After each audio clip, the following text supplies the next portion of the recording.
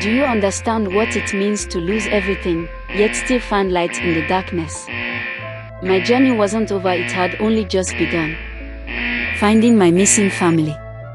Ketu had built a quiet but meaningful life in Brazil. Years had passed since she had escaped the clutches of fear, pain, and sorrow.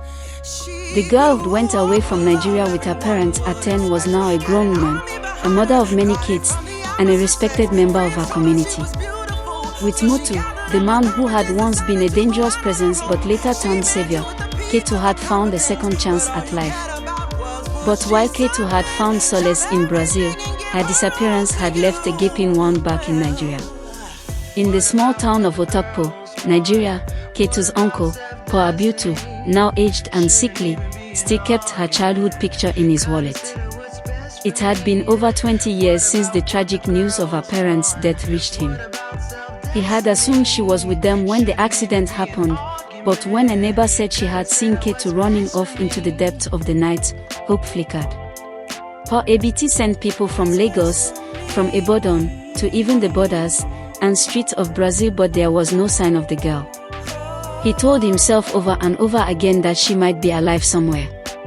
As his illness worsened, he called his only son, Ocholi. Go to Brazil. Ocholi blinked. Brazil. But why, Papa? I don't know why. But my dreams, they keep showing me a girl in Brazil. A girl with your aunt's eyes. Find her. Please. If she's alive, she's there. Ocholi arrived in Salvador, Brazil, pretending it was just another adventure. A cousin had secured a small music gig for him, and that gave him an excuse to stay a while. He never expected to meet someone like Ketu. Their first meeting wasn't warm.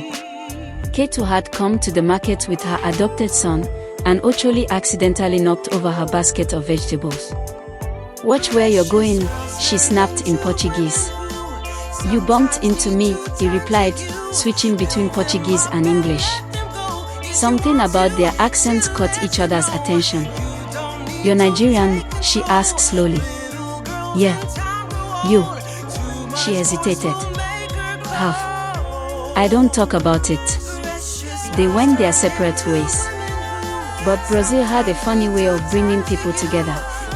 Weeks later, they met again, this time in a community outreach event for African immigrants.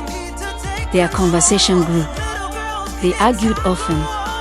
She found him annoying. He thought she was too guarded. But over time, they began to laugh more, share food, and talk about their past.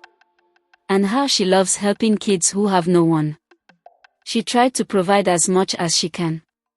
It was a rainy Saturday when Ketu and Ocholi were preparing food for a local charity event. Ocholi stepped outside to take a call. Hello, Papa, he said. Yes, I'm safe. No, I haven't found anyone that matches the description. Ketu walked up behind him and playfully snatched the phone. Is that your father? Let me say hi. Ketu. No, why? Hello, sir, she said cheerfully. There was a long silence on the other end. Ketu, came the voice. Fragile, trembling. Ketu, is that you? She froze. The way he pronounced her was different. It felt familiar, like home. Her smile faded. Yes. Who are you? Ketu. It is me, Paul Abutu. Your mother's brother. Where have you been, child? I thought you were dead. The phone dropped from her hand. Ocholi picked it up. Ketu's hands trembled as tears filled her eyes. She couldn't believe what she was hearing, and the strangest part was it all came rushing down, the familiarity. When Ocholi finally understood who Ketu was, he was dumbfounded. The resemblance that everyone had commented on now made sense. They ordered a DNA test. 2 weeks later, the results confirmed what their hearts already knew. You are cousins, the doctor said. The genetic match is strong. Ketu burst into tears. She had buried her past so deeply that it had taken fate to unearth it again. Ocholi pulled her into a hug, both of them crying in disbelief.